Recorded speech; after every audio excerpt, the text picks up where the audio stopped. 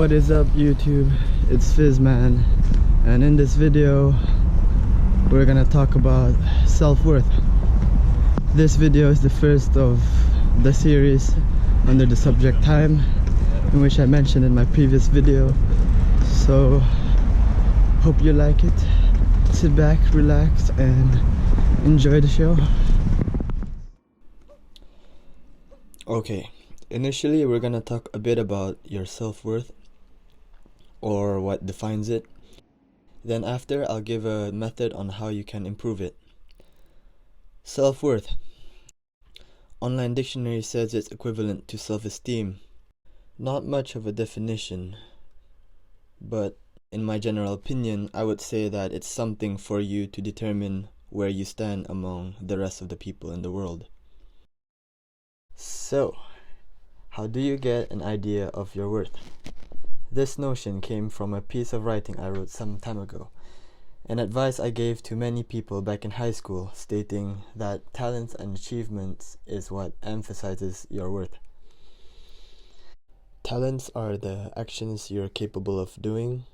Doesn't matter what it is, be it gardening, running, pranking, teaching, anything in general. But the more of the same talents you have in common with other people, the less recognition it gets. But this can be redirected to better acknowledgement by having more achievements. Achievements are the goals accomplished under the said talent. I'm not saying these two defines self-worth entirely, but in my opinion, it is two big factors of it. In general, the more talents and achievements you have, the more worthy you feel of yourself. So from here, it could get either boring for you or it could get really good. But if it's the first case, then hopefully the Super Mario clips in the video is enough to entertain you. But for the rest, a free gift of knowledge for you guys is I'm going to introduce a system in which I devised that can help you visualize this self-worth concept better. Why? Well, because in uni I just learned that someone made a book about the concepts of schedules. Why? Well, it's because it's how you can make an application process more efficient by scheduling the processes, efficiently. But I'm not gonna dwell much on that. Instead, I want to say that if that person can do that, I'll make a concept on this because I can, and because I guarantee that with the help of it, I'll show how you can use it to your advantage at the end of this video. It's something similar to a Venn diagram, but reinvented, I would say, and its information is grounded from the writing I presented earlier, and I call it the atomic world model. It represents the general idea of your existence to the very abstract, simplest form. Or in easier terms, stripping you down to the stuff you do with respect to time. Hence, it's your small atomic world. Okay, now the introduction is set. We are going to delve here into this application called 123 Design. It's like AutoCAD but for Mac. We're gonna talk about the model made using a 3D modeling software, which I just said.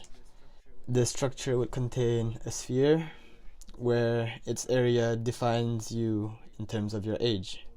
The older you are, the larger the area. Alright. The younger you are, the smaller the area. See. And on the spheres are cones. Why cones? Well, the base cone area represents time spent on a talent / activity. The more time you spend on it, the wider the cone gets. and the height is determined by the achievements you've acquired. The more various stuff you do, the more number of cones present, and the more achievements you've got on it, the taller the cone would be. It's like how I would say a tree. The more you spend time on it, dedication, the more it'll grow. So that's how what these cones will represent in your small atomic world. So hopefully that is clarified. But the cones are slightly more complicated as compared to the sphere because it represents 3 different things: talents, achievements, and sub-achievements. But a solution to differentiate them is easy, which is by scaling them. Talents would have the biggest size in general because it represents the foundation of the achievements. Whereas the achievements in turn would have a medium size and the smallest to the sub-achievement.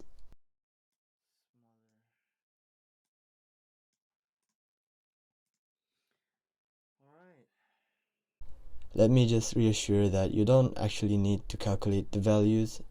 It's only relevant for data collection and comparison, and I'm only doing it for the sake of helping the visualization process for you. Now, we fused these 2 different shaped objects to form the base structure of the atomic world model. This is an example of a skeletal model that shows the sphere, which gives you your age, and 5 different talents indicated by the number of cones, but no achievements. Note that they are color coordinated. I will explain this later. And then, when you learn a new talent, you gain an additional cone. Alright, now that the dimensions are stated, why, you may ask, is my best attempt into making the model represent these concepts in the most efficient and beneficial way possible. That being said, I will elaborate by using a fraction of my data as an example, and from there we can deduce a final conclusion of the model created. Alright, so here is my model. You can see there's a lot has been included. Note that there are labels on each cones. They are labeled according to different variables from a list of talents and achievements that I've created.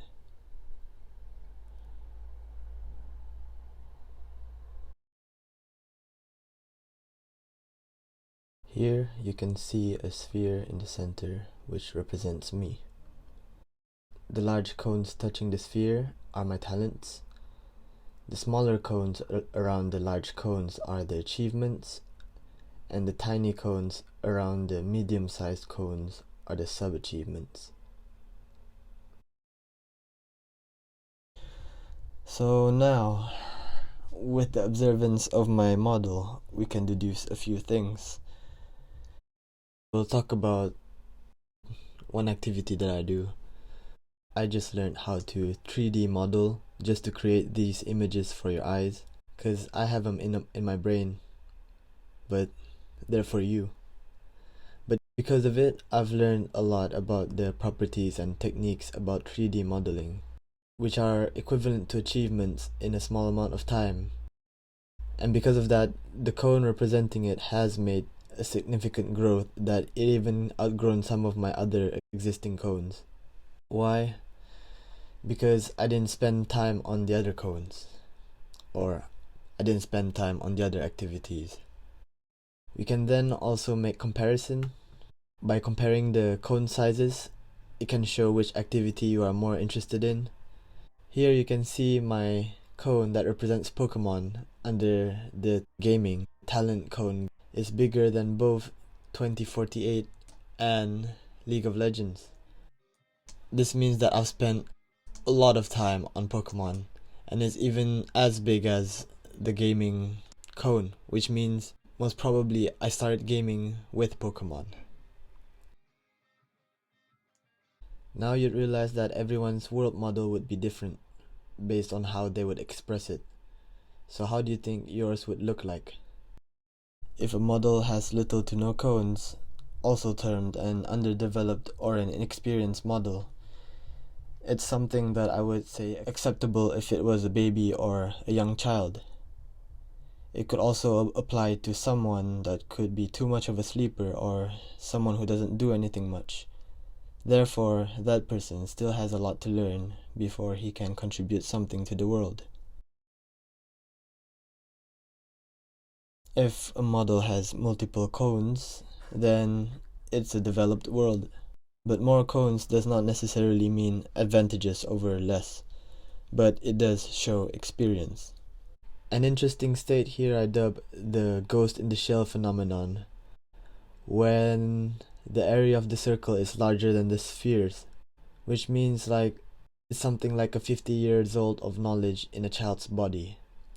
Impossible for humans, but applicable for androids, AI technology, and the color coordination are in terms of the frequency spectrum, based on my level of interest towards the different variables, talents, achievements.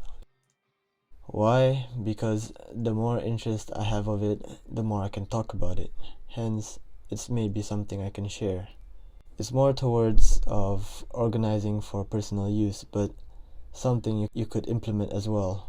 That's why I'm mentioning it.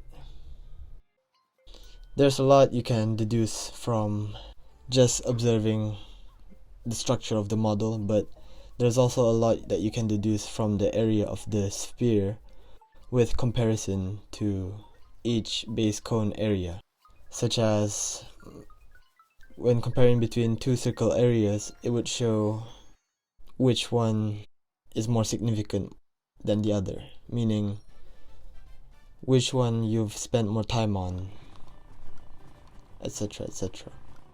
There you have the atomic world model. Overall, it has been a fun project for me to have been working and brainstorming on. For verdict, is that it can be a reminder for every achievement you've done in life.